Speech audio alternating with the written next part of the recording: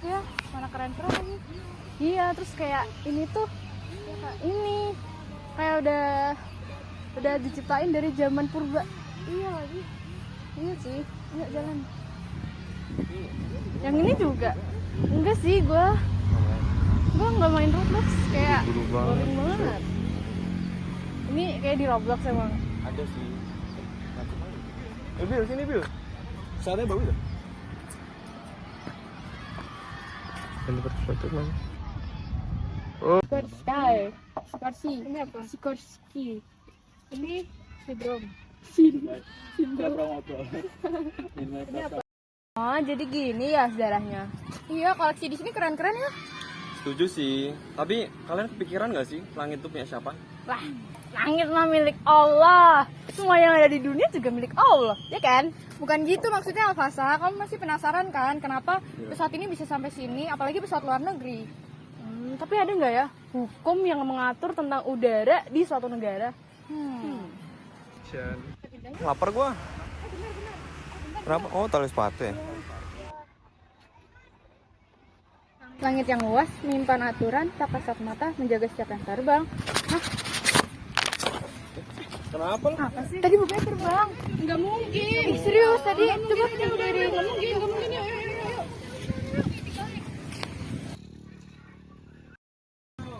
Tuh kan, dengar nggak kalian? Serius lu? Iya. Beneran. Tuh.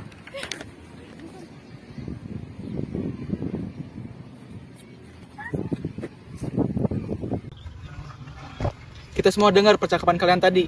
Kalian ingin tahu lebih kah tentang hukum udara, bagaimana diatur dalam sebuah negara juga? Gimana kamu bisa tahu?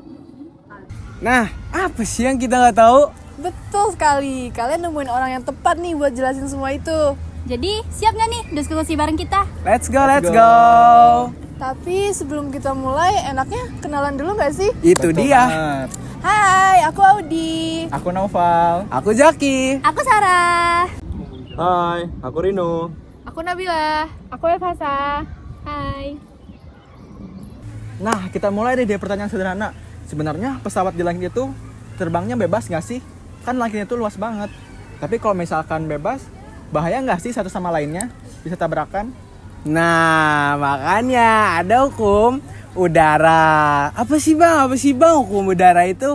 Hukum udara itu adalah hukum nasional dan internasional yang mengatur penerbangan, navigasi udara, pengangkutan komersial internasional, dan juga hal-hal hukum publik dan perdata yang timbul dari navigasi udaranya domestik ke internasional. Betul banget. Selanjutnya tuh ada Konferensi Paris tahun 1919.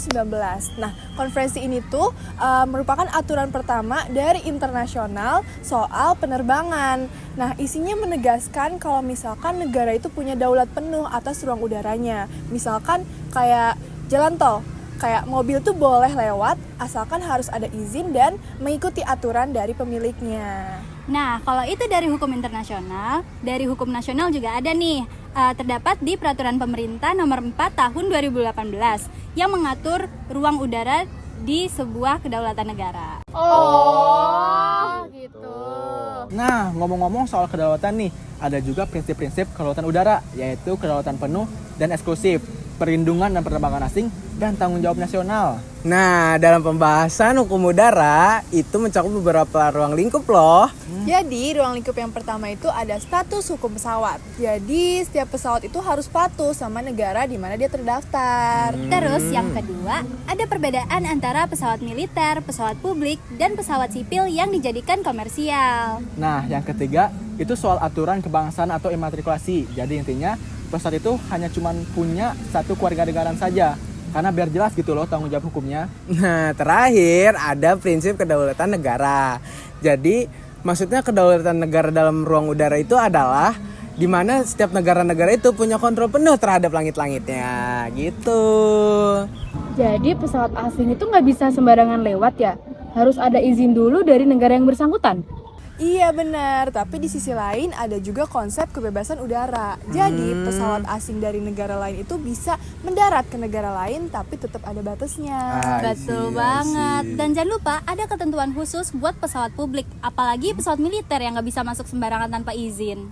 Oh iya, aku juga pernah baca soal itu. Jadi kalau pesawat militer asing masuk sembarangan bisa melanggar kedaulatan negara tersebut ya? Nah iya, terus ada juga soal kejahatan udara, yaitu pembajakan pesawat yang udah diatur lewat konvensi internasional. Aku baru ingat juga nih, ada yang namanya navigasi penerbangan. Tujuannya untuk membuat penerbangan itu rapi, aman, dan teratur. Nah, lengkap. Gitulah garis besarnya ruang lingkup hukum udara ini. Ada nggak sih contoh kasusnya? Ada dong, contohnya ada di kasus Ryanair 2021 dan Adis Taiwan Tiongkok. Oh, aku tahu tuh tentang kasus Ryanair yang 2021. Jadi ini tuh tentang Belarus yang menyalahgunakan kekuasaan udaranya buat tujuan politik. Jadi ini tuh melanggar konvensi Chicago dan Montreal. Jadi ini tuh jadi titik-titik penting hukum udara internasional karena memunculkan istilah baru yang bernama State Sponsor Hijacking gitu. Oh, gitu ya.